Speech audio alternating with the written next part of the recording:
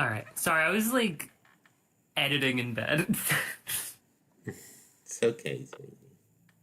like, Also, I'm gonna have to do more voice recording later. wow. Because, I'm finishing up, editing basically what we recorded, like, basically up until what we recorded. Because remember, I was doing Yeah, voiceover then, and it wasn't like all of the voiceover I needed to do, but it was like most of it. yeah. Also, I started the stream. Wait, what? Ah, honey. What? I I was read. I should have asked. I'm sorry. I thought you did, and I said, hang on a second. Oopsie. I'm sorry. Honey. I You're have I have tiny brain syndrome. You have to realize. Yeah, I do. Okay. But hang on, I'm gonna switch over to Oh, it is the good mic now. Okay. Um I'll be right back. I'm gonna go to bathroom. Okay. Hello, everyone. Welcome back to the stream.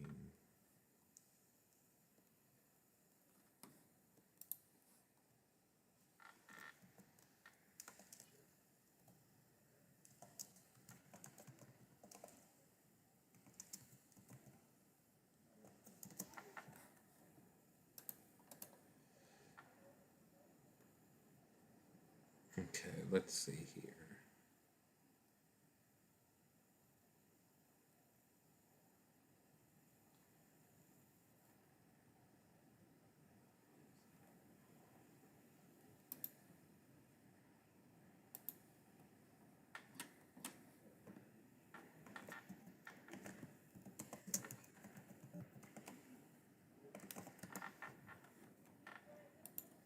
Okay, I'm back.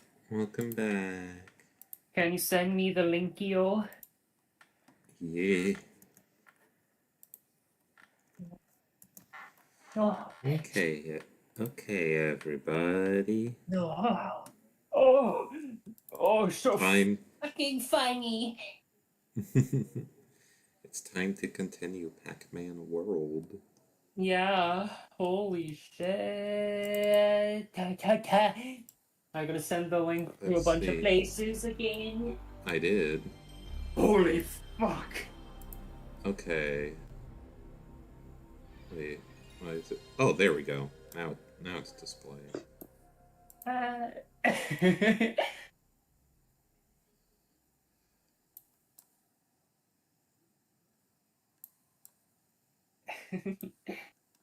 Okay. Can't say the other half of that in chat. The I other what? might I might get the reference, I might not. I don't know. Like, I remember there was one video that I remember in middle school, people like showed me, that was like they dubbed over grandma's kisses and made it like really foul and really like it was clearly someone just improvising off the cuff. So I Oh my god, that was it.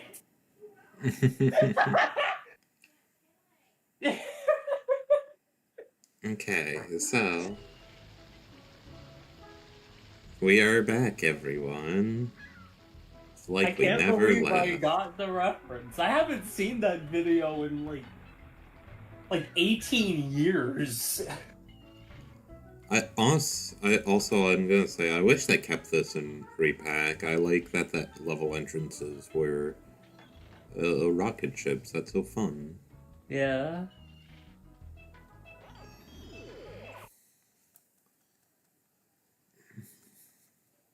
Maybe someday I'll do a mod to.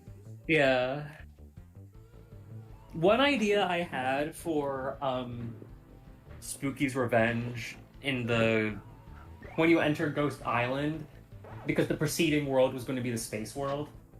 you were going to enter Ghost Island through basically a ruined version of the space part of the hub before it transitions into like another path that like where the level actually begins.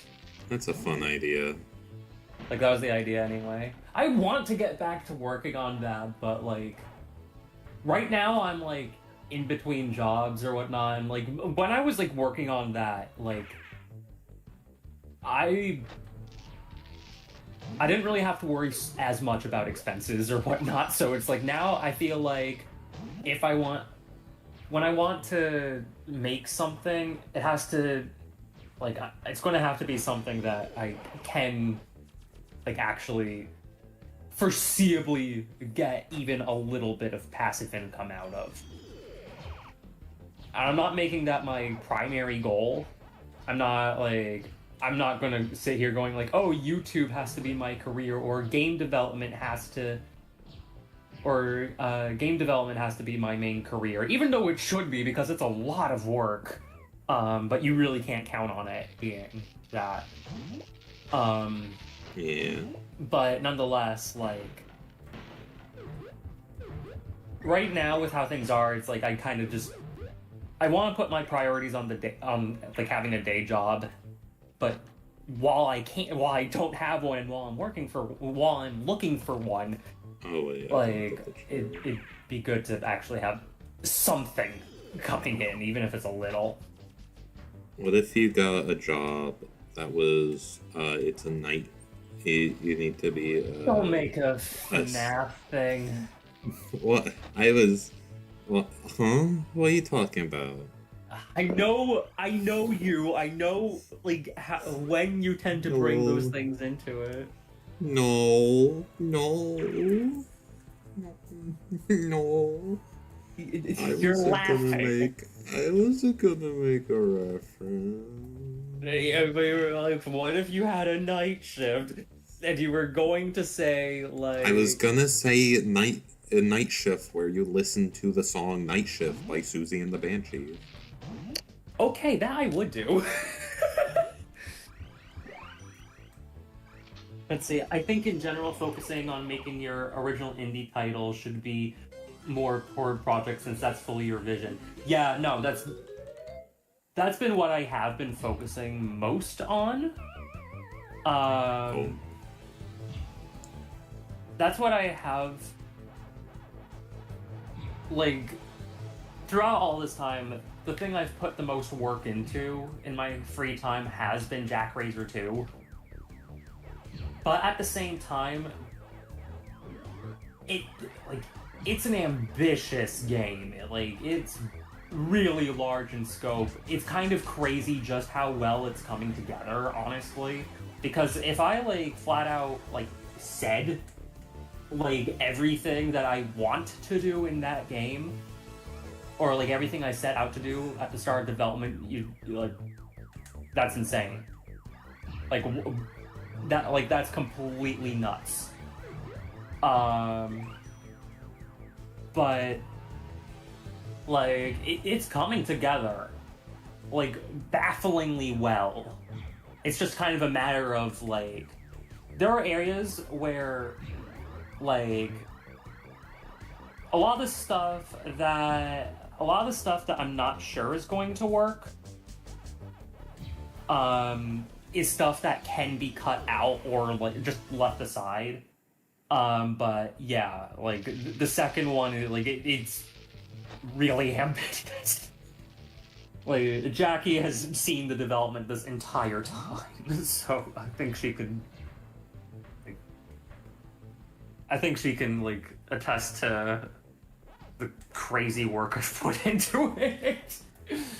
Yeah. Also, I gotta say, I like... Honestly, thinking about how this area looks in Repack compared to how it looks here, it's I think of all the worlds in World 1, I think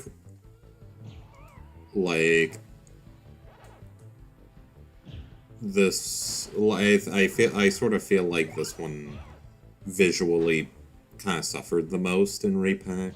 Yeah, I love how Tomorrowland it looks in the Yeah, PS1 version. I noticed this in the mazes. I like the gradients, Yeah. and I think Also, they're like vertex colors. yeah.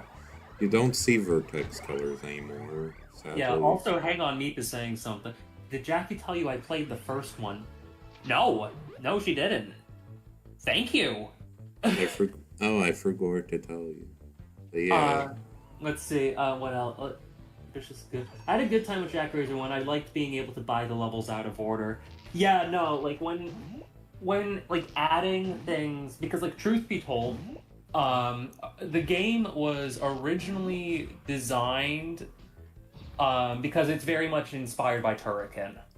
Um, and in Turrican, like the levels are continuous and the levels like progress into each other. Um, with Jack Razor 1, the initial design documentation, the original idea was to have a similar kind of progression, but you would be able to hop back out into the hub world every now and then, like between worlds and whatnot. But like, I ran into the because like I was a wreck during the development of that game, um, and like I started working on that game while I was still in high school, and I was, of course, being a dumb high schooler who thought she knew everything. I'm like, I don't need tutorials. I did. But I was like steadfast, just trying to do everything myself. In terms of like, oh, I'm not gonna look for help.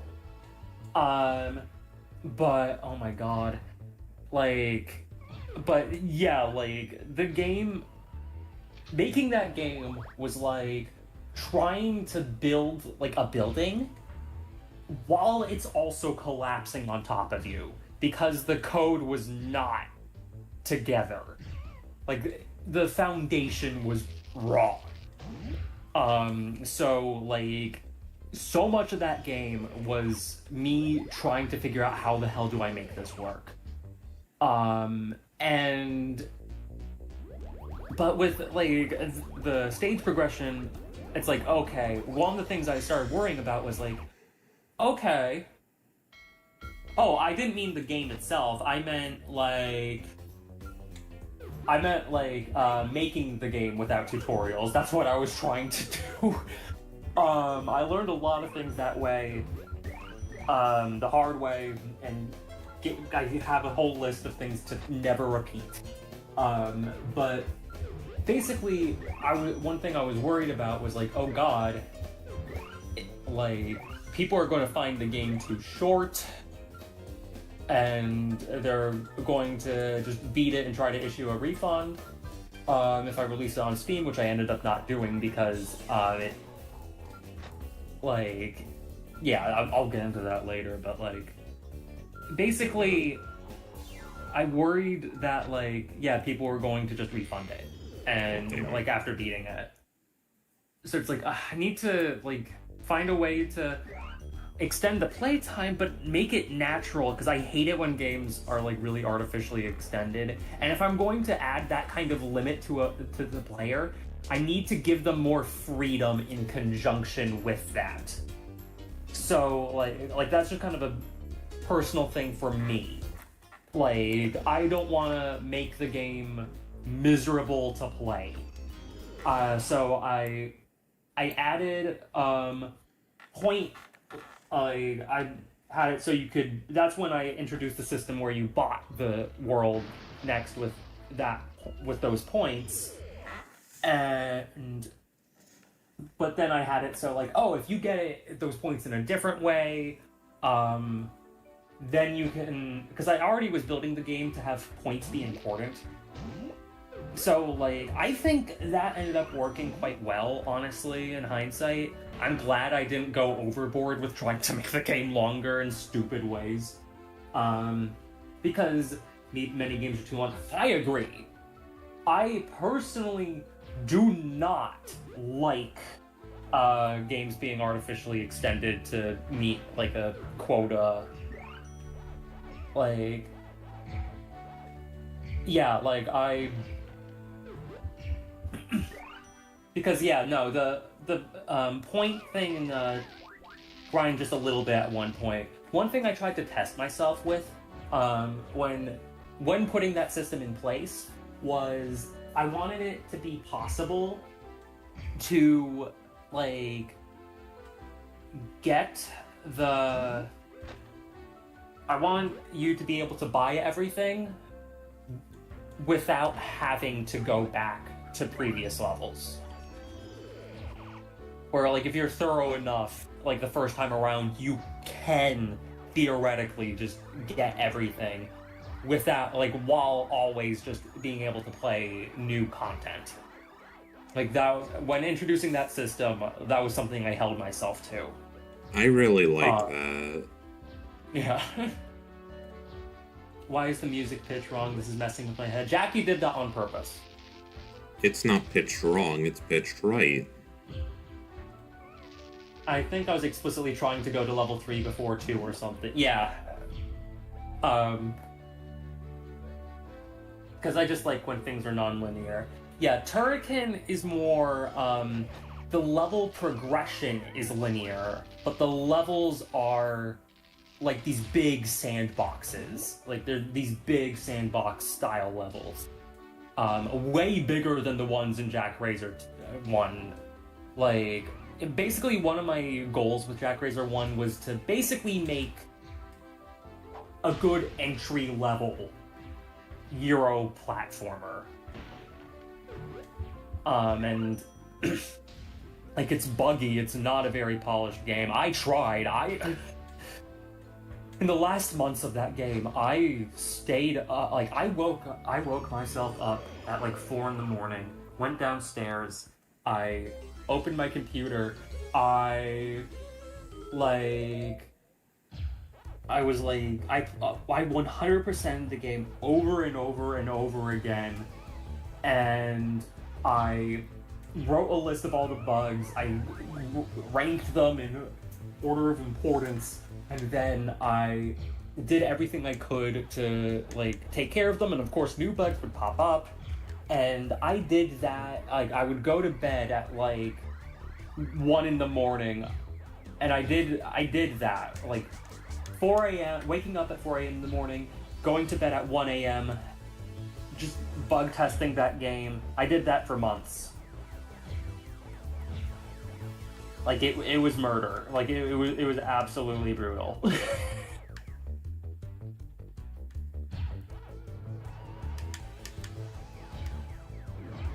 It says, gosh, I know the feeling. I've been a mess in terms of IRLs over the course of making my games. Yeah, absolutely. Also, I'm a Sonic and Fallout fan. I like big levels with multiple routes. Okay. To give you, like, an idea, like, the levels, like, Sonic 3 and Knuckles, I feel, is a pretty good parallel to, like, Turrican levels. Basically, if you, like, had that approach to level design with, like, more, like, jump and shoot kind of combat, like Mega Man, and meanwhile, you can, go through. But yeah, will Jackrazer 2 be the same? So Jackrazer 2 is very much, all of the characteristics of Jackrazer 1 are still there, but I built on top of them and took it into a different direction. Basically, Jackrazer 2 combines that style of gameplay and that style of level design. I combined that with like a Mario 64 style collectathon.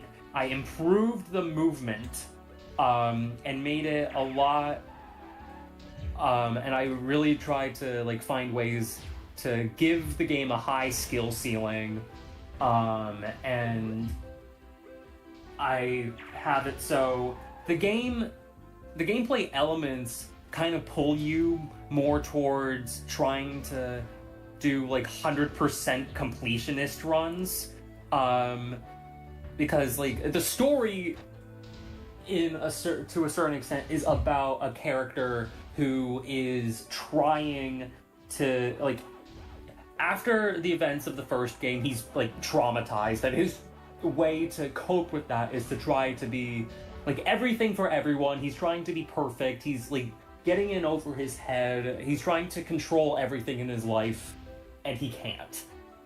And eventually, so like I have the gameplay loop kind of enforce that. Then you reach a point in the game where that gets turned on its head, and like it just will not be enough. And instead then, your success, or like there's kind of an adaptive difficulty thing going on where depending on who you help, depending on how many objectives you've done for different people, they will like help you. So it becomes kind of like an adaptive difficulty thing. Like kind of thinking of like the final boss in this was a good reference point, like how, or like also like the Ganon fight in Breath of the Wild, like how if you get the like technically you can go to Ganon right from the off, but if you do the divine beasts, then each one like takes off like some of its health. It's kind of like that. Also, honey. Oh, okay. I seem to be in a cage. Have you seen the key? Have you seen the meal? The succulent Chinese meal? But yeah, like, yeah, nice. That makes me think of like Fallout with getting some factions on your side, or Breath of the Wild. Yeah, another. But yeah, like the first. I started working on the first game because I like Amiga-style Euro platformers, and like that was something like I started working on that game in 2012, and that was not something you saw a lot of back then. Like it still isn't, but it's gotten a little better. Also, honey. Okay, yeah, I'm ready.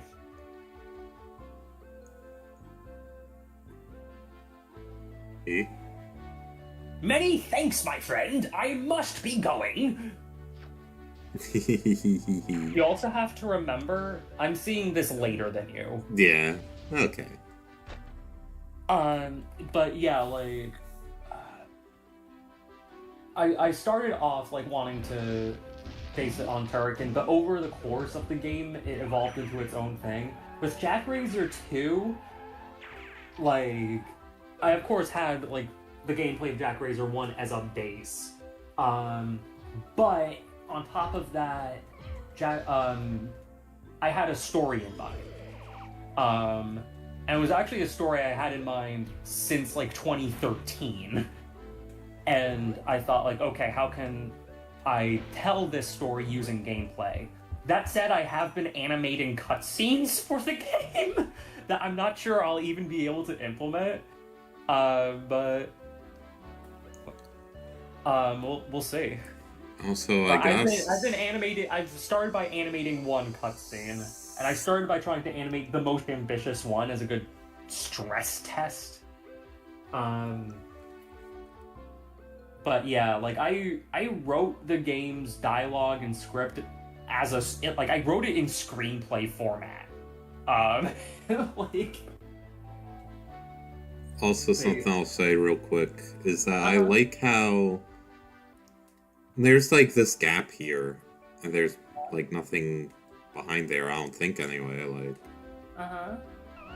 yeah, see nothing there. But in Repack, they added a token there. Yeah, no, I like that. Yeah, it's like I was like, huh, I don't remember that. Like there, that's interesting. Again, like, but a lot of the I see here that it's really... like. It's just that I see how they came to that idea. Like, oh, there's just this little gap here that most players won't even like notice, but they noticed. Whoa. Yeah, no, I love that. No, Now Pro has really been cooking. I really like they are the best thing about Pac-Man right now. Pac-Man, they're the ones turning Pac-Man into Peak-Man right now. Literally. Luna, what is the game you're doing? Jack Razor 2. I do have a trailer using an earlier build on my channel from like a couple years ago. Yeah, I've been working on this game for a while. I know. Meep, like, thank you. Like, it really means a lot that, like, other people like that game. Like, it was arduous. it was a really hard time. In part, like, most of it was my fault. But yeah. You really want to see their original Pac-Man World game. Yeah, I want to go back to that, but right now it's just... like, I need to make money. I need to sustain my existence. We need to make money in this capitalistic hellscape we live in. Literally. Okay. I like how when the ghosts get you in this game, they get you and then they run away really fast. Yeah, they're just like, I got him. Yeah. Also, here, Jackie, I'm gonna send you some screenshots. Of Jack Razor 2. If you feel like putting them up, you can. Okay. After the level. Okay.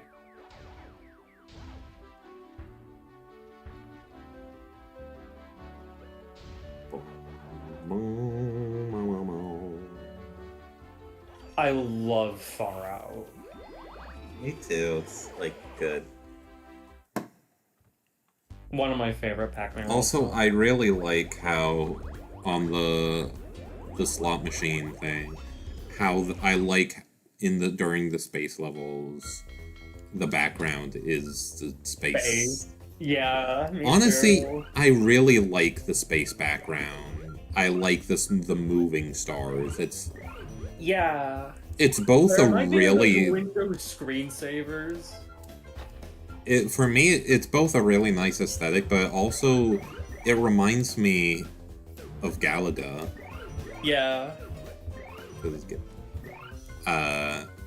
So those games did that, and it's like that's one of the things that's like, again, another reason why this world in particular I feel suffered in. Yeah. Repack was just that was like. No, I agree.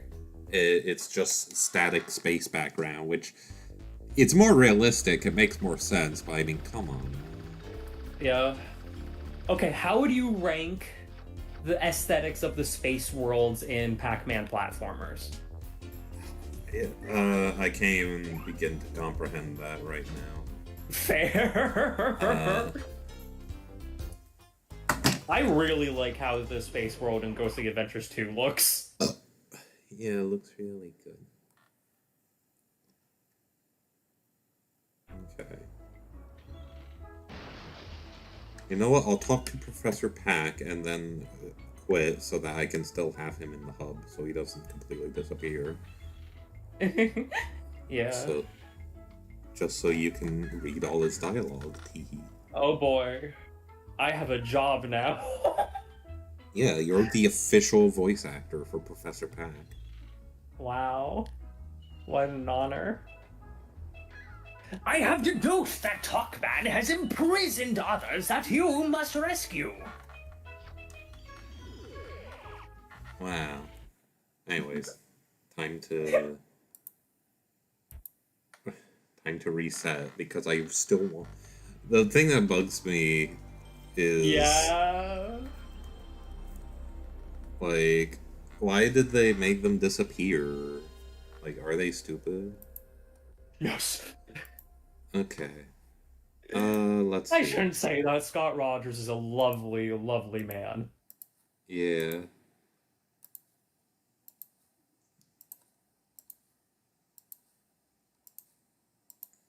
He's a Okay, let me lovely get and these. very talented man and a genuine inspiration. Anyone Okay. who is looking into thinking about starting like game design, I really recommend his book. I really recommend Level Up. It's a really good read. It's both very like very thorough, but it's also genuinely a fun read. His writing style is very entertaining.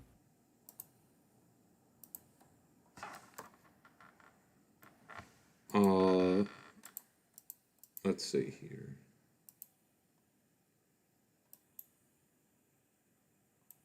Google Chrome. Okay. So funny. Let's. Oh, there we go. Fit to screen. There we go.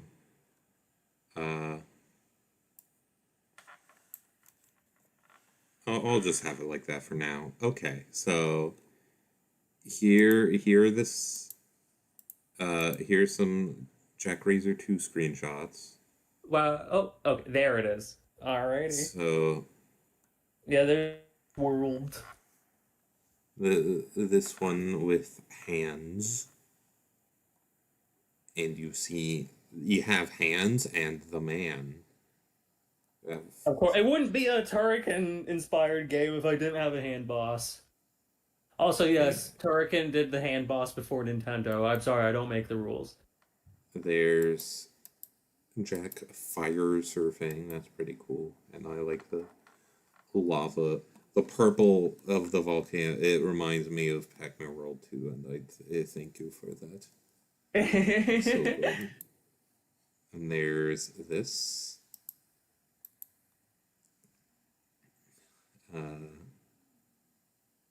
You also have to remember, I'm seeing this later than you are, so I can't see which one.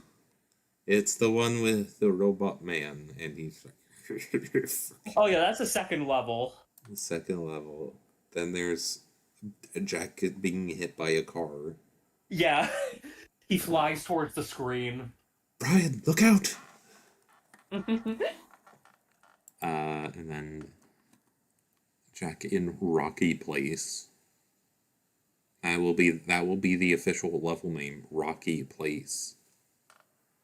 Which one? This one. It's all rocky and it's a place, so it's Rocky Place. No, that's the first space level. Yeah, and it will be called Rocky Place. Oh. Yes, I have decided. Alright, Meep says, "Oh, them bots are back." So, and now there's a bit of a time gap. The first two levels, they take place a year after the first game. So the second game is going to have a different villain, which after the first game is going to make it makes sense. But like a bunch of those robots from the first game are still running amok. Like the ones that are left over, like they're still running amok in the world, and you have like billboards of people like profiteering off of like the damage and like advertising like repair services and like whatnot. I kind of wanted to go for kind of like if like the in-universe commercials of RoboCop. Like I kind of wanted to go for that kind of vibe. But then like after the first two levels, the enemies are either like completely new or reimagined versions of the enemies from the first game. And also because Jack Razor 1 went more of like a vector hand-drawn look, and this game was sprite art, I did have to, for all the reused enemies, I had to redraw them. So... Yeah, what if there was a secret boss that was just Jack Razor 1, Jack is sprite? Do you want to be really funny? The original 2012 render of him. Yeah. As opposed to the final Frankenstein monster. There's also this house. Your house. Yeah. Where you have to get portraits of Also, chickens. the hub world. The Yeah. thing linking the different worlds together, and the worlds are going to be like different planets. This one takes place in space. The first, so the thing linking the hub world is going to be intergalactic train station, effectively, and you're going to be fucking Oh space wait. train, baby. I, Space trains! I didn't mean to start new game. I meant to load game, but I accidentally. Oopsie. Oops. Apologies, everyone. Well, then just hit load game. Okay. It's not the end of the world. This isn't Wild Woody. You're supposed to load the save file! I love that. Is there anywhere I can follow the development of it? So, I've been trying to keep quiet largely on purpose. But I post about it on social media from time to time. It's on my, I've posted about it on Blue Sky. The place I most actively post about it is my Patreon. But I also don't want to just go like, hey everyone, yes, if you subscribe and hit the bell and do all the funny things. Like, no, but I think the best place for it would probably be my Blue Sky. The best free place for it would be my Blue Sky. Well, Though I did post one of the songs on YouTube. If you check my YouTube channel, there is one of the tracks I wrote for it.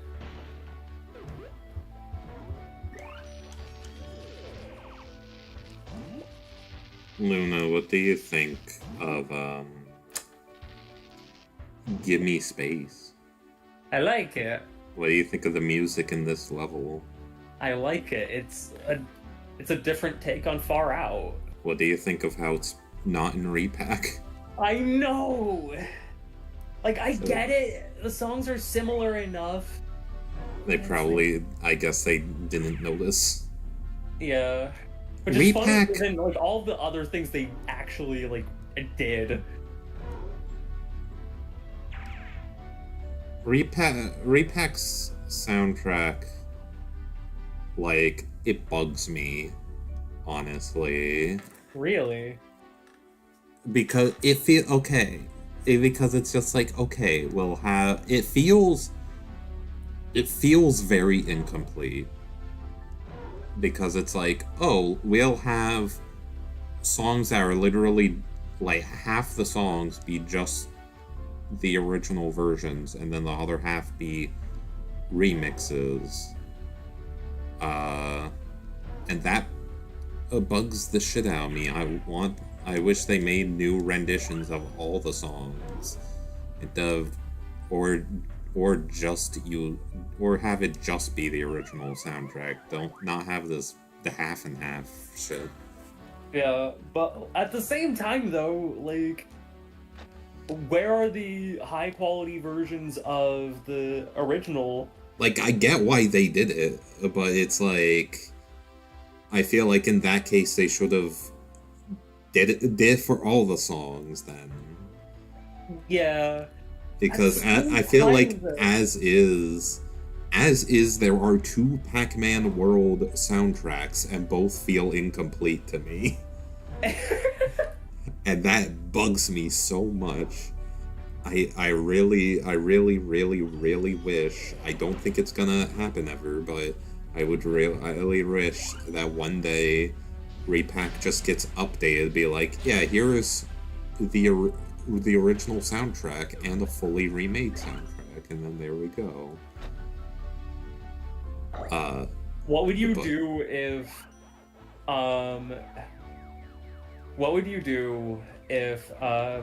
the reason why no one has been able to find Todd Dennis is because trans? That would be funny. I'm not I obviously don't Obviously, we headcanon. don't know. I'm just remembering the article We don't you know and sent me. don't headcanon real people as trans, but Yeah, of course, of course. I was literally just thinking about the article you sent me. Um, about how Shigeru Miyamoto was not the guy who coined the famous quote of like a game delayed is eventually good, like that sort of thing. How no, it was like someone from Origin, um, and like the person writing the article was trying to find and to confirm, but it turns out I think I have it saved because it's the quote that makes me laugh my ass off. Hang on. And I know you know the one, but let me see if I can find it. But yeah, you are right. Like, I do not headcanon real people as trans. fictional characters, that's fine though. Yes, Ranma Sao Tome is absolutely trans. I mean, is that headcanon though? Come on. Where is it? It was like Literally, character who literally actually changes between boy and girl. yeah. Totally cis though. Those people make me funny. Or those people make me laugh because I think their insistence on him being cis is really funny. What do you think of Chris Deltarune and how the Deltarune wiki has like 50 plus sources for Chris using they them? Funny. What do you think of the moon with a rocket ship stuck in it? I like it. It's like it's like a trip to the moon. Yeah. The silent film. Yeah. All that's missing is the face. Yeah. What do you think about that moon? What do you think about that face? Silly. Silent films are scary. You know the one with the pig? Yes! The creepy pig. I hate that. But Like, Jackie, what about Unchien Andalo? Oh yeah, it was... What do you think about Unchien Andalo?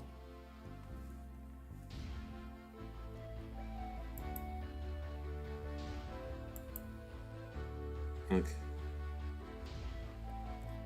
Let's... Hang on. I was like taking a look, see it. Who in chat has played this video game? I think a couple people might have.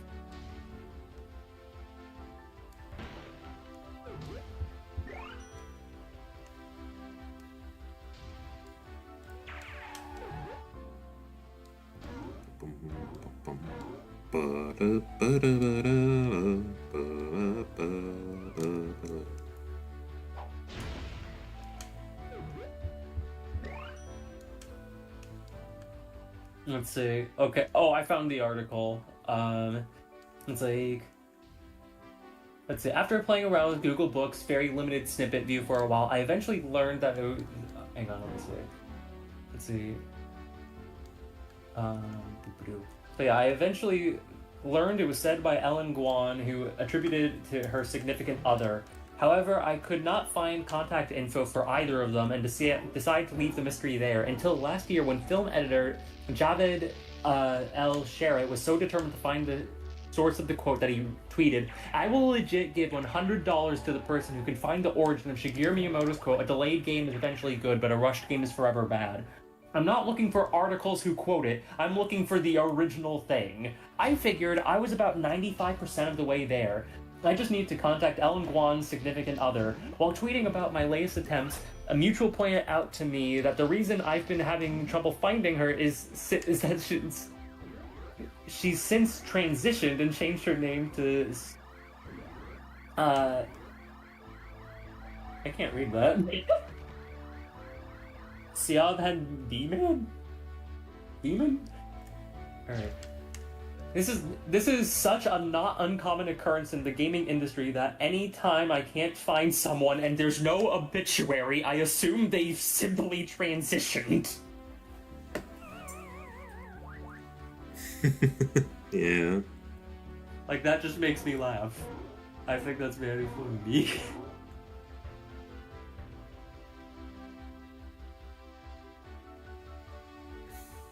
Big funny wee-hee-hee, wee-hee-hee.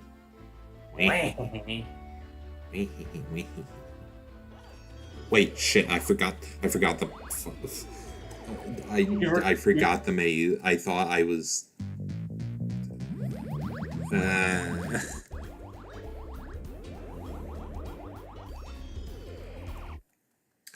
Oh well. Oh well. Oh well. That's Like- life.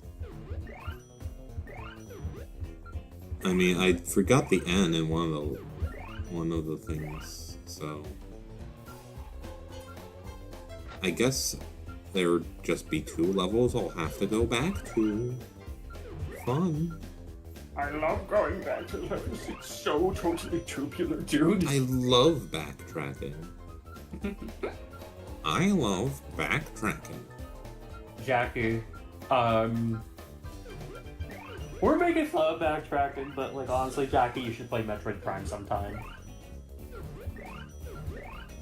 That game's really good, and it is backtracking. There's a lot of it. I mean, this level. I mean, this game. The levels are sort of have much backtracking. So, you know, Pac-Man World is my favorite Metroidvania, honestly.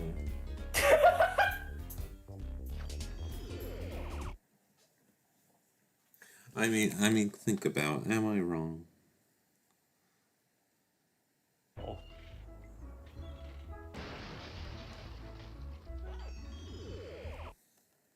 Time for King Galaxian.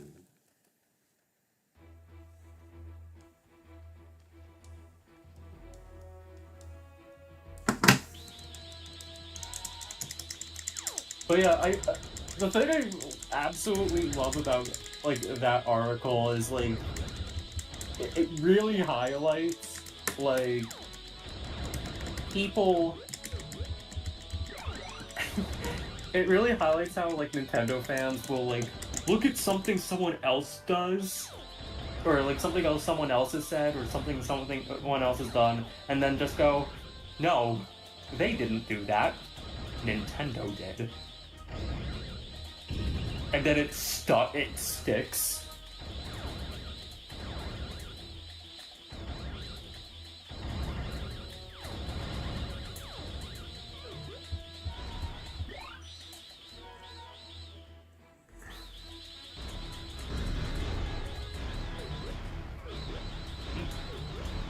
Like, I think a game like Other M, but not Other M, could be good. Oh, well. Other M, if it was a different video game altogether. Like, I can completely understand that. Oh, I forgot there was a Galaxian in here. I have the same thing with like a bunch of other games. Where it's like, I see the thing that, like, I'll be honest, I do have Other M. I haven't played it much, and when I did play it, it was with one of my friends who's a big Metroid fan. We were both miserable while playing it. We had more fun playing the stupid Happy Feet game we picked up the same day. I had a Happy Feet game as a kid. I'm pretty sure it was the same one. Was the first level a rhythm game? Yes. Yeah. We had more fun laughing at that than playing the Nintendo-made game. But nonetheless, it's like... No, I've had the same thing happen with other games where I'm just like, no, I see how this could have worked. Or I see an angle that, like... If they did this, like, you could make a game like this and have it be good.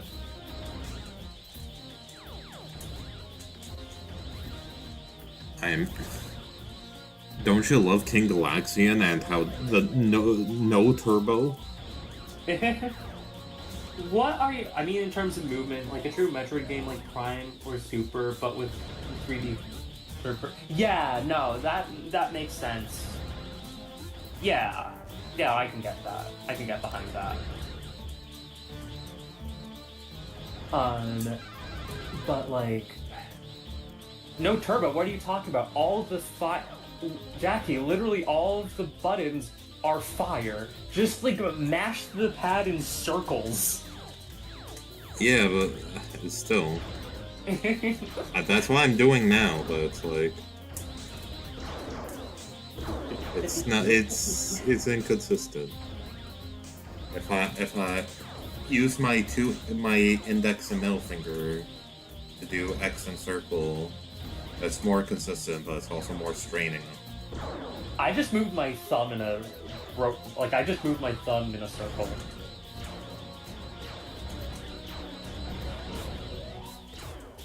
God, this was made a lot easier in Repack. It was, yeah. Even just besides.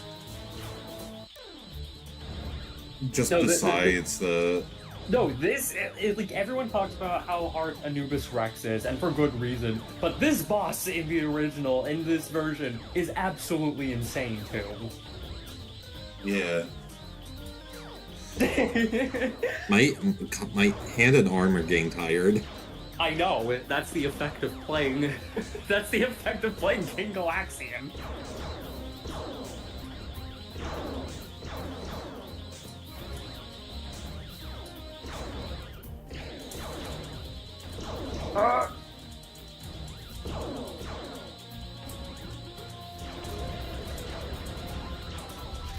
There we go. Don't you feel good now that you beat him? Yeah, that's why I was doing the thing with like my fingers. Because it's like it's too hard. I almost died there. So. Yeah. It's okay, sweetie. Meep, what do you think of King Galaxian? Is he the funniest boy you've ever seen? Who's even... There's like... Meep's like the only one in chat. Oh my, yeah. What happened to Newman and Nina and everybody? Are they stupid? Don't say that about your friends. I'm just being silly. You can say that about me. I'm your girlfriend. You can say I'm stupid as much as you like. If anyone has a right to say that, it's you. But don't say that about your friends. I'm just being silly. I didn't mean anything by it. I only meant that you're stupid idiots and that I don't value your opinions. What do you think of Clown Town? Way to segue off of it. What do you think of the spinning background? Crazy. I wish they kept that. There's a lot of things I wish they kept. Yeah.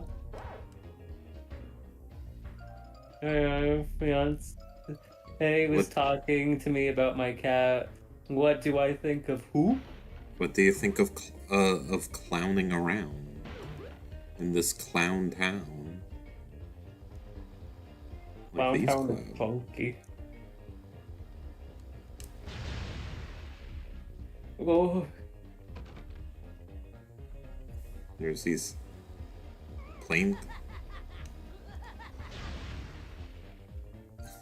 I love something I do like in Repack is that the fucking scream. Yeah. They go, ah! Yeah, I love that. They go, ah!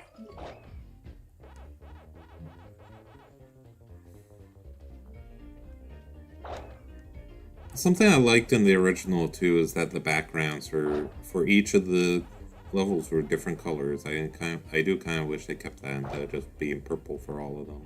Yeah.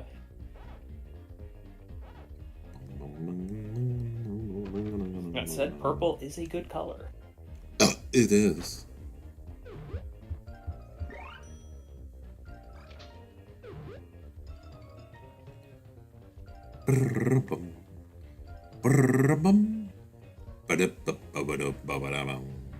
I like how, like, when it's time for, like, fast notes or, like, rapid arpeggios, like, instead of, like, trying to do every note, you roll your R's. Instead of I go Yeah. because it works better. Yeah. I wasn't knocking you for it. I said I thought that's a yeah. Yeah. Huh? Oh wait, now the background's pink. Huh. I guess Whoa. it changes throughout the level, actually. Okay. Wow. Because hang on, it's pink now. Now I go over here and it's... Oh, I never noticed that before. So it's orange. And then it transitions when you go here. Like, you see that, right? Yeah. Wow. Also, I like... Soshi the Yoshi says, I like these eyes. Where is the Ouija Toast Spaghetti Pingus Dinner Theater?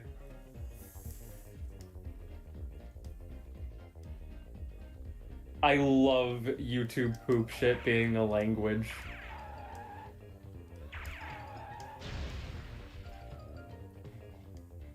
What do you think of the bumper cars? Bumper cars. What is that from? I don't know. It was just something I remember in Gmod videos. It was something in a Gmod video I watched in high school, and like from there it became a vocal stem.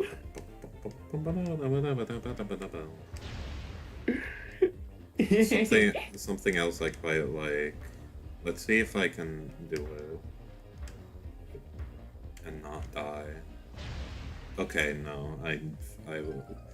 But when you butt bounce on the planes, they, instead of just immediately being destroyed, they actually, like, they fly downwards.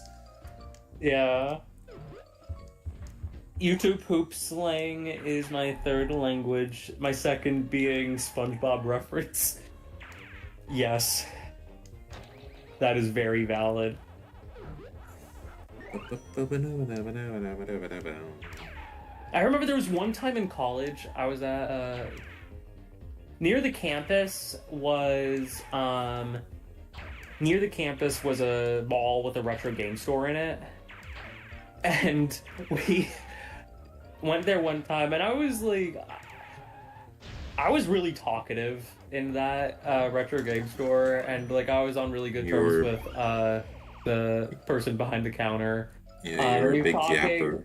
Yeah, no, literally. And I was on really good terms with the person behind the counter, and we talked often.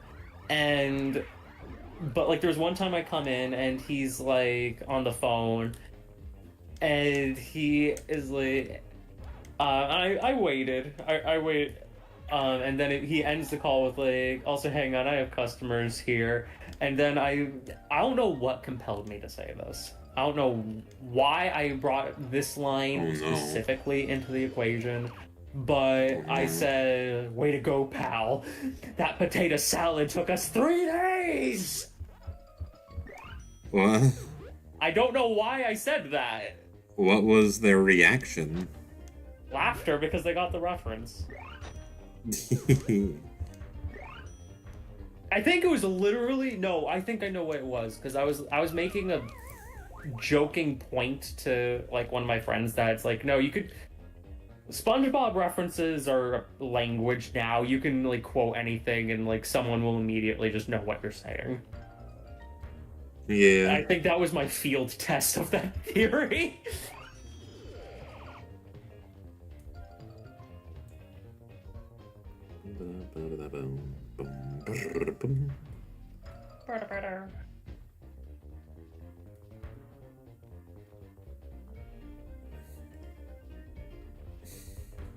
Meep, if I bought you the Pac-Man World 2 repack, would you play it? Teehee. It looks really good. It looks so good. I want it. If you won't take it, I will. I'll probably get it multiple times. Assuming I have money by that point. I'll at least get on Steam. Yeah. And hopefully, maybe, possibly, Namco might send me a free copy, please. Please. Things in their base version. And you could play Original World 2 and then play Repack 2. I think in Repack 2 in particular. What were you saying? Yeah, I get. I think with everything I've seen with Repack 2 in particular, it's much more of like a reimagining of World 2 than a one. Yeah, it looks like they're reworking stuff really dramatically. And considering that's like one of my favorite games, you would think I'd be like, oh, you better know what you're doing, but like, no, the changes that they've been making have been really good ones. And it's like, oh my god.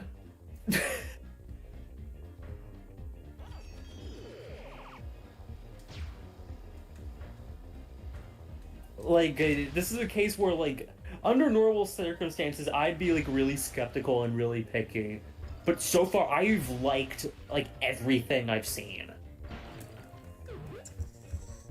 The Ocean World in particular, they recently just showed, like, screenshots of, and it's like, these are just new levels, basically. Yeah. Yeah. The Ocean World is completely overhauled.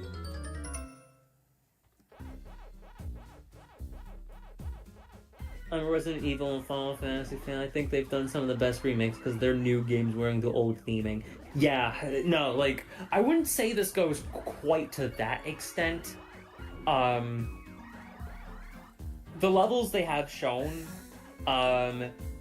because, like, there was a demo at PAX that people have uploaded to YouTube showing the levels, and it's like, it's kind of like a halfway point between, like, a one-to-one remake and that. It's like if you took, like... Yeah, I would say it's a pretty good halfway point between something like, I don't know, like, Crash Insane versus, like, Resident Evil GameCube or something.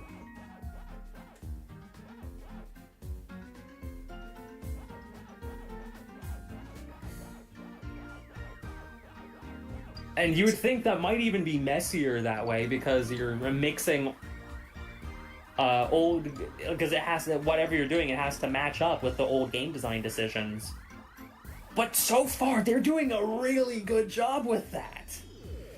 Like, everything I've seen is like, yeah, that works.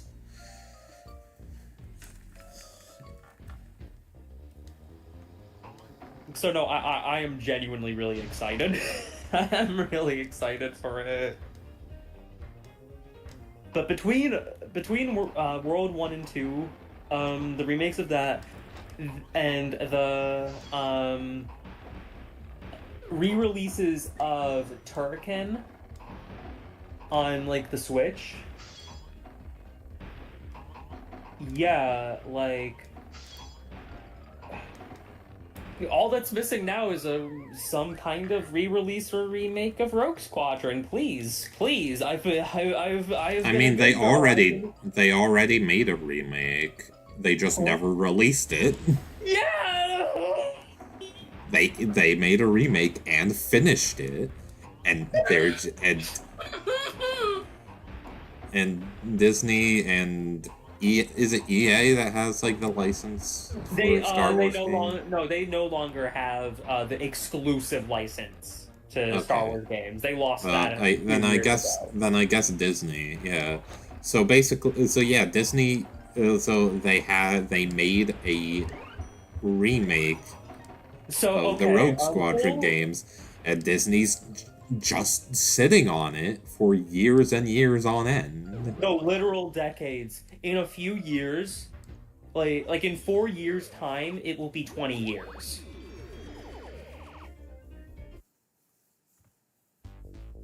Like, so no, like what this was it was like a rework of like the GameCube game, of the GameCube Rogue Squadron games. Um and like Rogue Squadron Also, 2 I and love pure 3 black are background. Huh? I said I love pure black background. Sorry to Yeah. interrupt. That's alright. But yeah, so like Rogue Squadron 2 and 3 kind of had like a Sonic 3 and Knuckles kind of thing going on, where like both had like different perspectives of like the missions overlapped. Like Rogue Squadron 3 had missions that took place during Rogue Squadron 2's missions, like at the same time, but from a different perspective. Here it was they were going, in all those instances, they were going to combine them and was going to have all of Rogue Squadron 2 and 3 together. It was going to have like reimagined levels, including some things that they never got to include. It was going to have like a Wii Motion Plus lightsaber fights. It was going to have like co-op multiplayer, not just for Rogue Squadron 2, but like for every mission. You were going to be able to use every Wii peripheral. You could use the GameCube controller. You could use the Wii remote and nunchuck. You could also, they also programmed it so you could use the Wii wheel and balance board to like for like accelerating and decelerating the ship. And like it was going to have proper widescreen support. And the thing that kills me the most is they took the music from all three games and they performed them with a full orchestra. A full orchestra performed the music from the Star Wars Rogue Squadron games, and that's just sitting in a vault. It's in the Disney Vault. Yeah. And it's like the trailer that's on YouTube, that like it plays like snippets of it. It plays snippets of the orchestral recordings. And it sounds so good and I need it, but I can't because it's been taken from me. They took them from me. They took Jedi. them. They took them. They took them from me. Who? Who took them? Disney.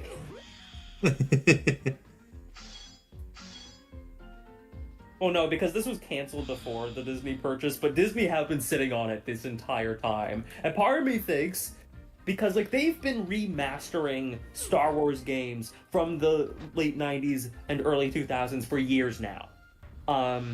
And like Rogue Squadron was one of the most popular. By the time like the original Rogue Squadron came out, that was the most successful Star Wars game. Of course, the GameCube games didn't get as much reach because they were on the GameCube and they were exclusive to that, but also like they did well on GameCube. Like their games people love to this day, and people were like they were like, but yeah, like, and people asked some of the development teams that were doing these remasters, like, are you going to do Rogue Squadron? And they didn't rule it out. They said if there was enough demand for it, we'd do it. And part of me thinks the reason why it hasn't happened yet is because a few years back there was the whole thing involving, like, oh, we're going to do a Rogue Squadron movie. That never happened.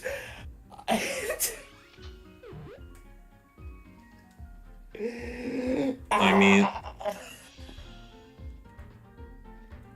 now I'm just thinking about how Battle for Bikini Bottom rehydrate. That was the opposite thing, where it was like, here we'll rush it out to have it coincide with this new SpongeBob movie.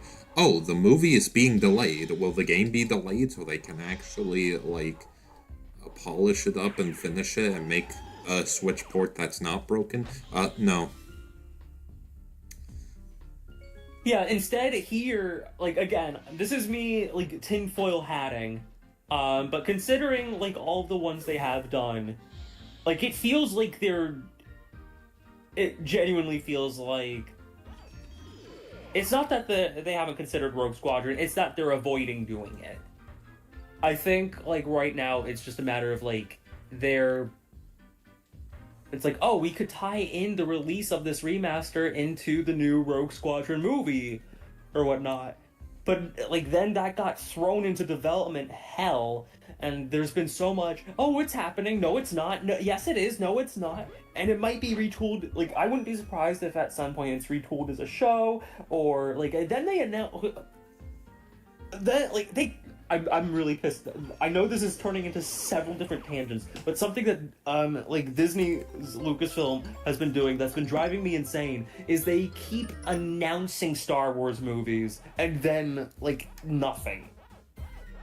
And, like, they're not in production. It's like, oh my god, we finally agreed on, like, what we're doing here. Okay, time to announce it. And then, like... But, like, so Rogue Squadron was done by Factor 5, the same team that did the Turrican games. And, again, that was, when the original Rogue Squadron came out, that was the most successful Star Wars game.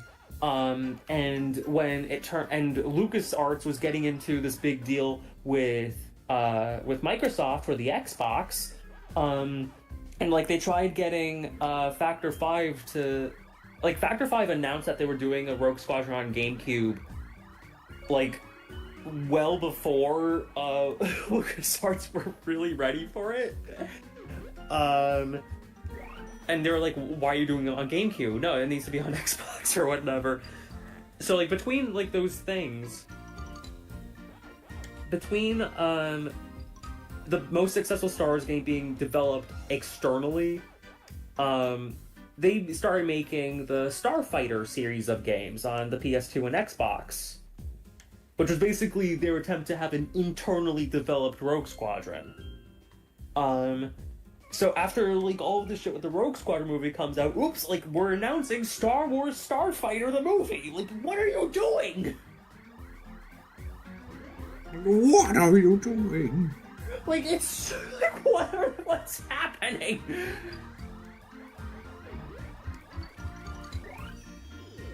But it's like, at this point, like, I wouldn't be surprised if Aspire or whoever are, like, just was like, oh, let's wait and see. We don't want to do it prematurely. But it's such a shit show right now that, like, in my opinion, it's like, you might as well just do it now. What?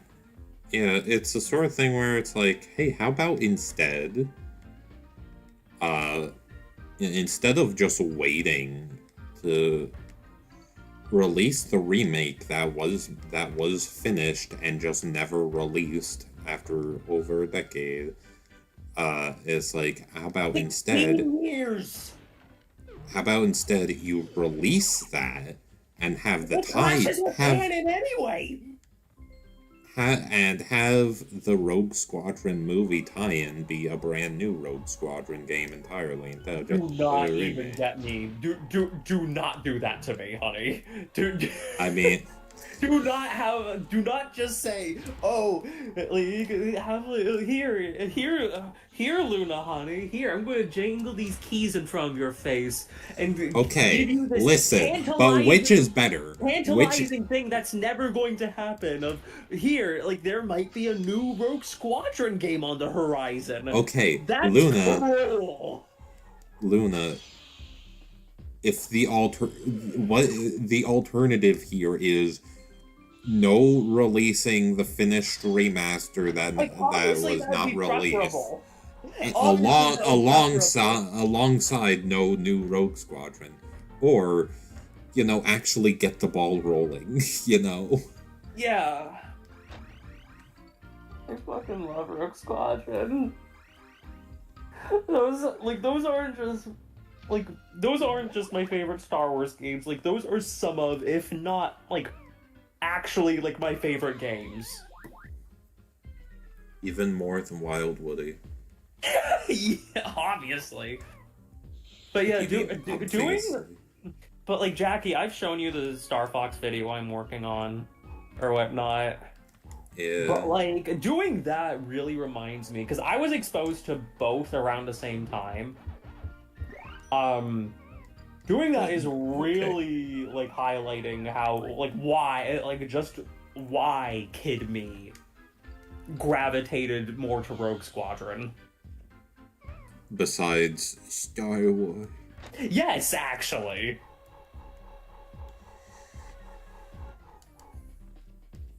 KOTOR 2 is my fave Star Wars. That's a good one. That's a real good one. The writing in that game is so good.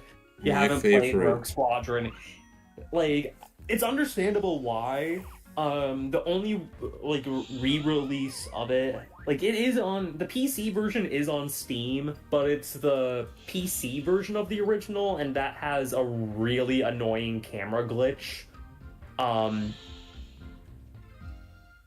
Where if you don't realign the camera, at the start of each mission, the ship goes further and further and further away from the camera. But like, the best way to play them, like all the Rogue Squadrons, is on original hardware. It took them, because like, the games are insanely technically impressive. Factor 5 basically rewrote how each system handled their graphics. Like, Rogue Squadron, like, 2 and 3 are, like, the best looking games on the GameCube. And I would know because, like, I know the GameCube's library stupidly well, because I love the GameCube. Like, I love me some Star Fox. If it's anything like that, then we're in good business. So, like, basically take, So, Rogue Squadron is basically, like, both are flight games that are aimed to be intuitive and, like, very pick up and play.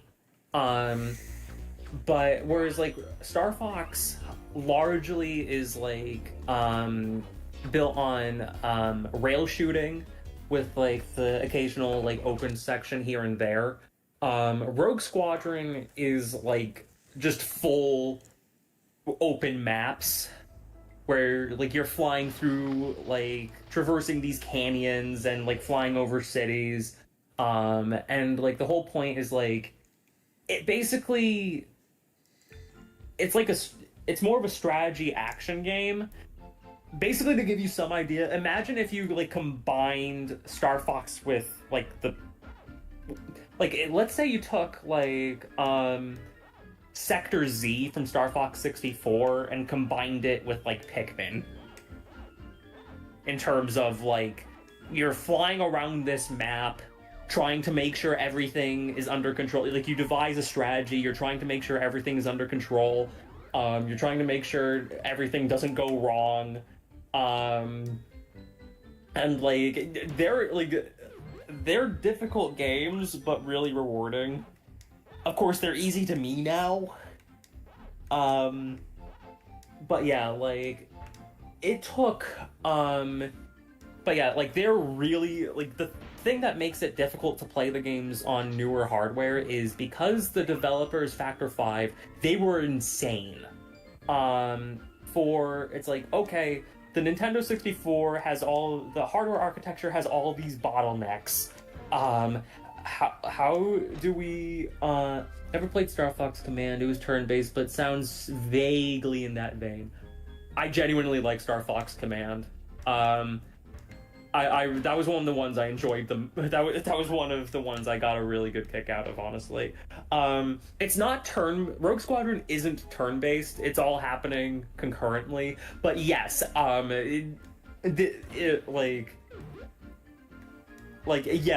is a point of comparison to make there. But basically, it's like, okay, the Nintendo 64 hardware architecture has like all these bottlenecks. And like the development documentation is really bad, and the dev kits are really bad. We're going to make our own. We're going to let's get SN Systems, the guys who did the PS1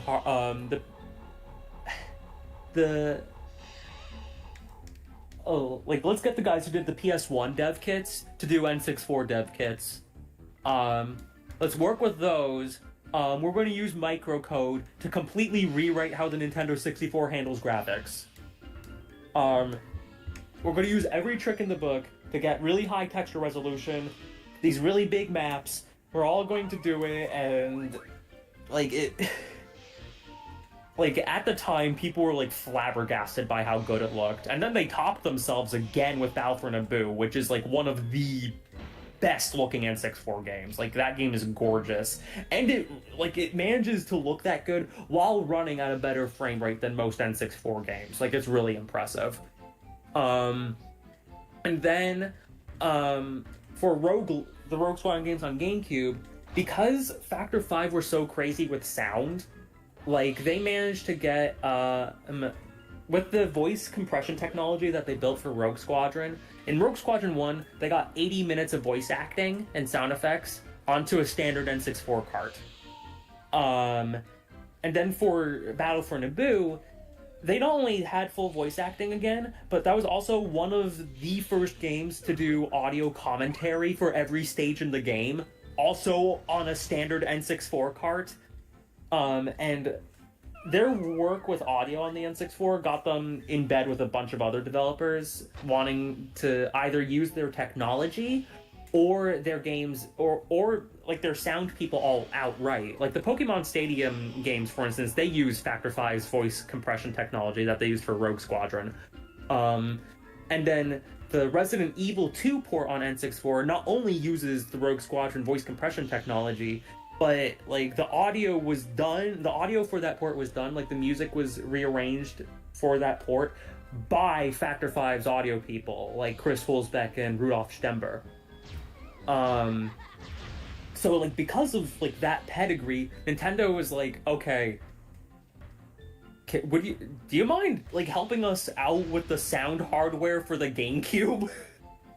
And because that was so intertwined with the graphics chip, they got the ground running.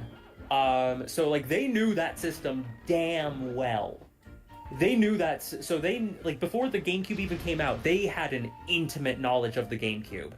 And so they re-released, so when they showed the trailer at Space World, like, they put together a trailer for Rogue Squadron 2 in 19 days for Space World 2000.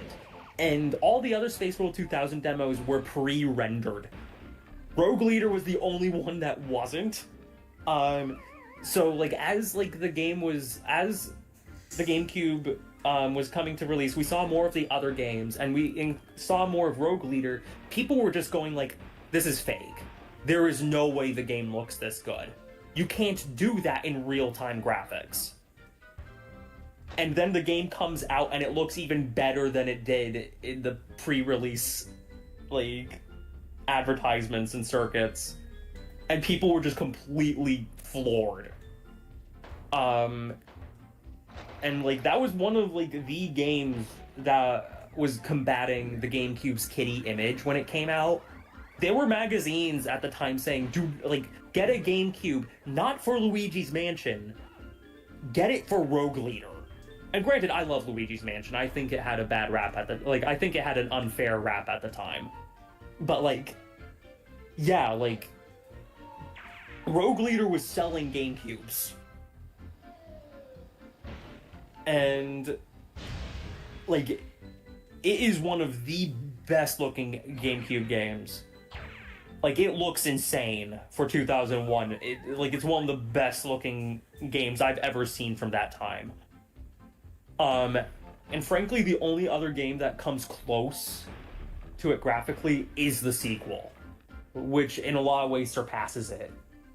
Like, Factor 5 were wizards. The stuff they got out of the N64 and GameCube especially, it was just, like, they were incredible. And to have that on top of, like, genuinely really good games, because, like, those games are really, really good.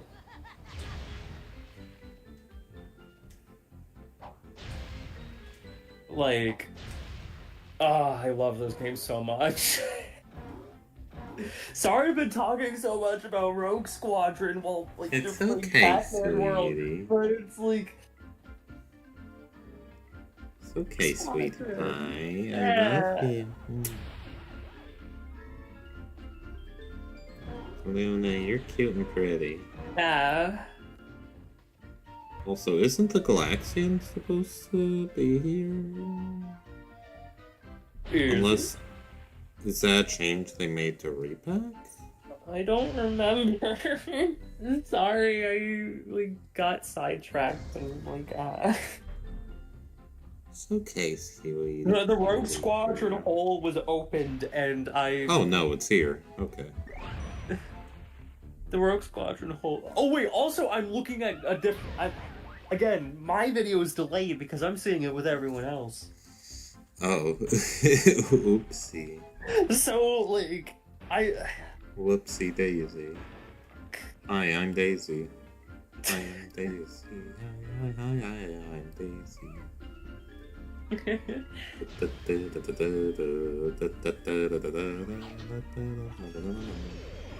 But yeah, Jackie, like, you've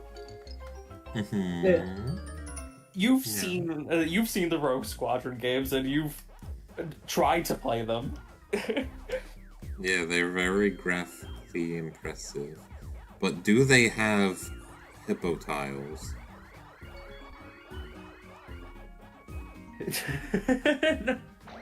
No, they don't. Also, Meep says, it's bedtime. Good night, Jackie. Good night, Luna. Good night, Meep. Good night, Meep. Thank you for being the one person watching. Is he really? He's the only person who's been talking in the chat, so... Oh. Should I call it a night? I'll be honest, like... I mean, we did 2 worlds, and then 2 more worlds, so... Yeah. Might as well have a... I guess we could do that. Yeah, we can do 2 worlds tomorrow, and then start Maze Madness.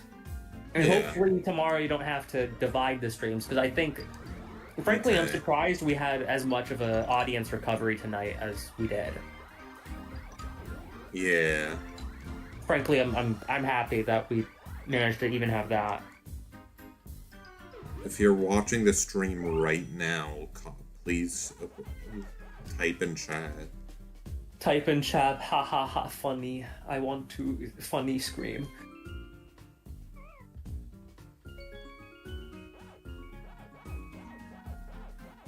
And nobody. Wait, who's doing that? I don't know. Show yourself, type. Type, coward.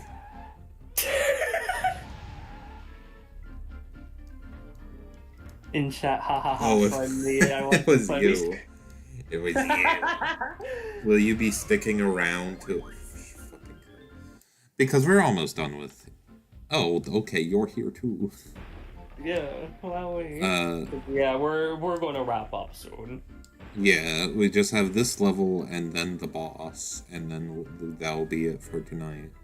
Yeah. Clown Parade. We're almost at the end of this level. And I say we, but I mean I. You're the one playing.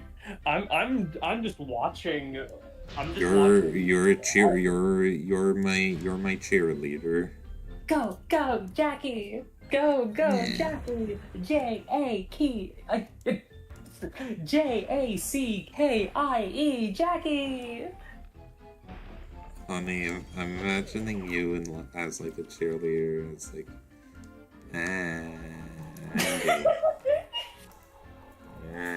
One of these days I'll get a cheerleader outfit just so I can do that for you while you play video games. What if I did it? That would be so cute. You're the cute. You're the cute. You.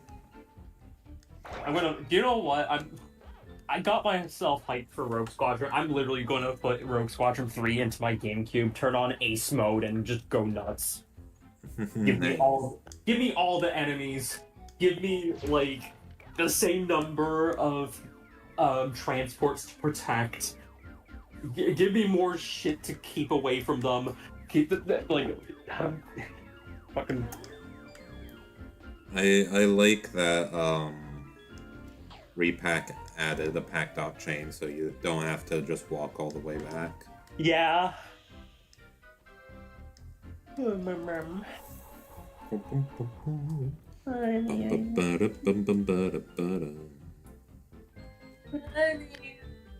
Yeah. I love you so much. Also, good night, me. Good night, Meep. Count many sheep. Count many meeple sheep. Yes.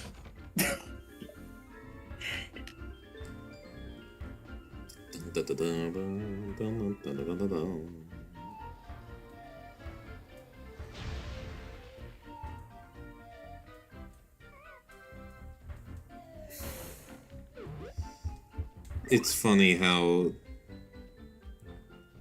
like, since Repack came out, I have really not played this much. So it's funny how much stuff I'm just used to with Repack. Yeah. I'd say I've played a little of both. Like Yeah. when I imagine when showing the game to Penny, I made sure to bring over the PS1 version specifically because she likes PS1 jank. Yeah. So I'm like, okay, time to show this to Penny and show her zigzagging.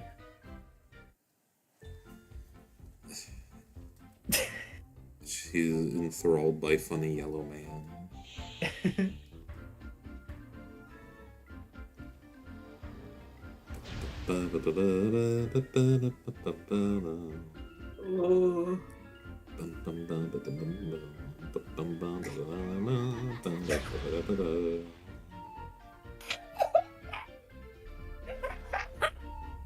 What's so funny?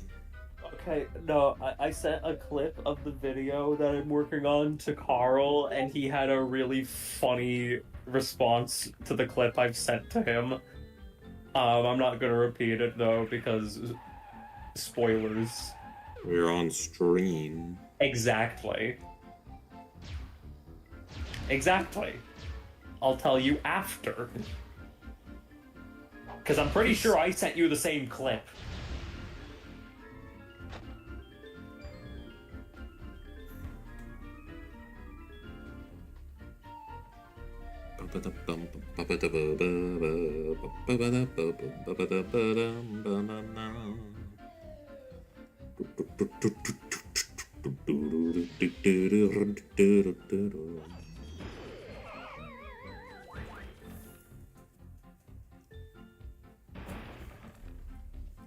Whoa.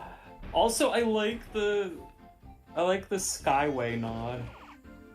I like how, like, the platforms that you're on, it's like the Skyway that used to be in Disneyland. Oh. Like the moving, like, elevated carriages. Yeah. Those platforms Oh, that are, like, yeah. Yeah, there were those, like, earlier. Yeah. Again, I'm seeing a delayed stream. I'm not seeing what you're seeing. Oh, that's right. That's right. Hello. Hello. Get ready to move your penis. Okie dokie. Here, let's see if I can... I want... Don't laugh at me, you bitch. I wasn't laughing at you. No, I'm talking to the funny clown. Oh, sorry. Yeah. You're cute. No, I'm not. Name one cute Okay, thing. I didn't get it. Damn it! But I wanted to get the funny. Do the funny when it. When it what? When you butt bounce, when you kill the clown plane, and it flies downward. Yeah. I wanted to get it to do that and get in the gap, but I didn't. Yeah, it's okay. We all know what's there.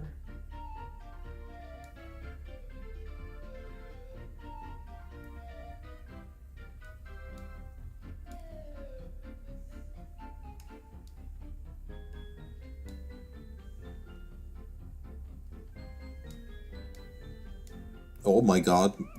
Okay. Pac-Man clips through the ground. Yeah, it's almost like it's a PS1 game.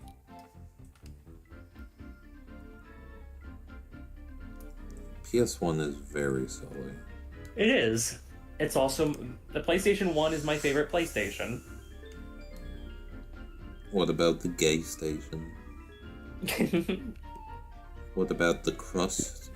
The crust station. Ready? Oh, I'm fucking dying. Honestly, though, I genuinely do think the PS1 has my favorite software library out of the PlayStations. Yeah. I really like the look of PS1 games. Yeah. I also like the PS2, but like for me, I'd put it like this. For me, PlayStation is better than N64. GameCube is better than PS2. That's my preference, at least. That's my Look, take. it's baby. Yes. I say with a baby. Yeah.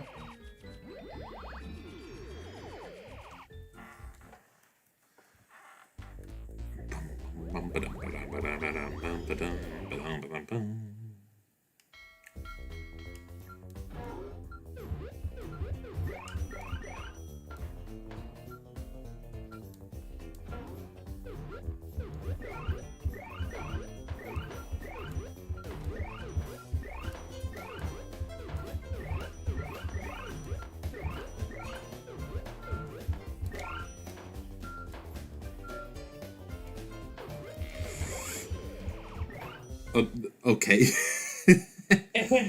I just as I failed it, I got the last one, so I didn't. I love that. Hit it.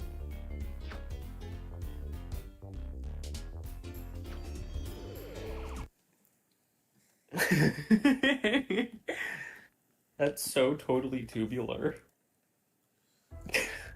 Now it's time. For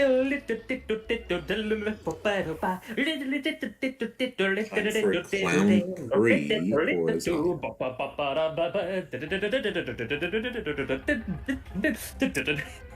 Okay. We clowns will beat you. There is no way you will win this race. Why are they Inspector Gadget? You must finish first to win. Using turbo will not help. With your amount. I took care of that myself. But what if he eats a power pellet and presses circle? Why is that one Yukuna Joe? I don't know. I'm What do you think of the creator of the show? What do you think of how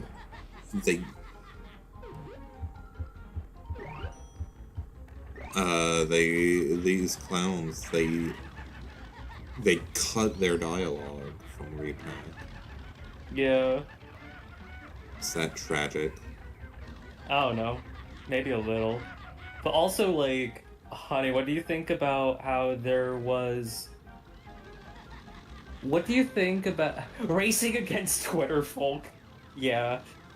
Um, but what do you think about how in Disneyland in its opening days there used to be a circus there, but it was like a nightmare, and other people were telling Walt that like they should get rid of it or make changes, and then he says, "God damn you, this is my circus."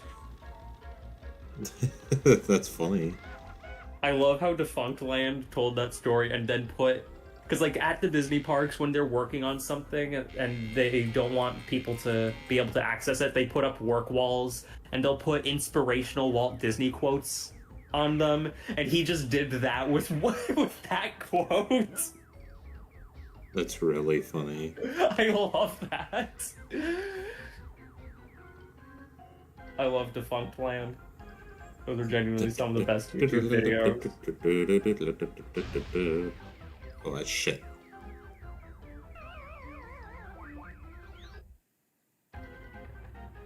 Oh shit, if I fall off, I gotta start the whole thing over, okay.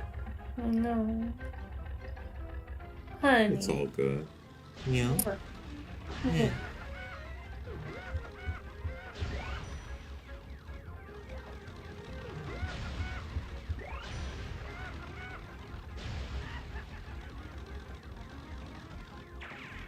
Man, this is just a lot better in Ray-Pac, isn't it?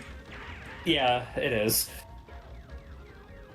Though I do miss the detail of the cars being bumper cars. Yes. Now I'm just thinking about the way, I forget the guy's name, but the guy who made in this video a Pac-Man world of phoniness. Oh yeah. I like how he calls it a life or death, a winding, precarious plastic platform in which a plastic racetrack floating above a bit in the abyss, where Pac-Man has a life or death bumper car race with a gang of cackling clowns.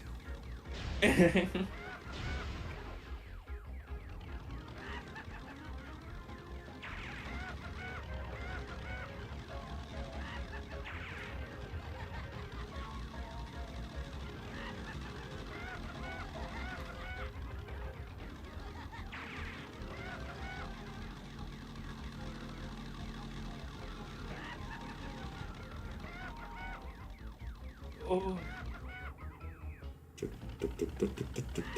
What do you think of the organ doing probably accidentally the Duel of the Fates ostinato? Yeah. I find it funny how... What would you do if there was like a Silva Gunner thing where like it starts normal and then it gets to that point and then it just devolves or evolves into just Duel of the Fates. A clown circus Duel of the Fates.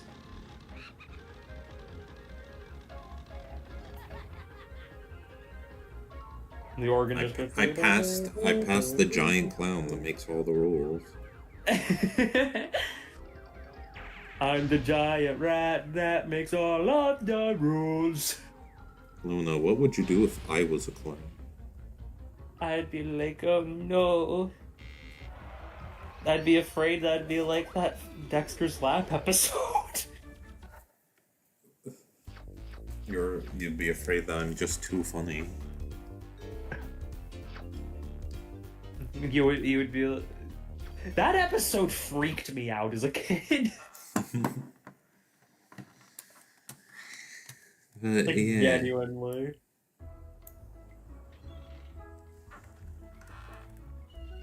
Now I'm just thinking about the time you asked me, like, hey, Luna, what if I painfully transformed physically and mentally into Wallace from Wallace and Gromit? And I got, like, really disturbed and upset. And you were just like, don't worry, Luna, that's not going to happen. And I was, like, so out of it that I just go, really? And then I was like, Luna. yeah, that's... Okay, we're gonna call it a night there, everybody. Good night, everybody. Good night, Dr. Nick. Okay, that's the stream.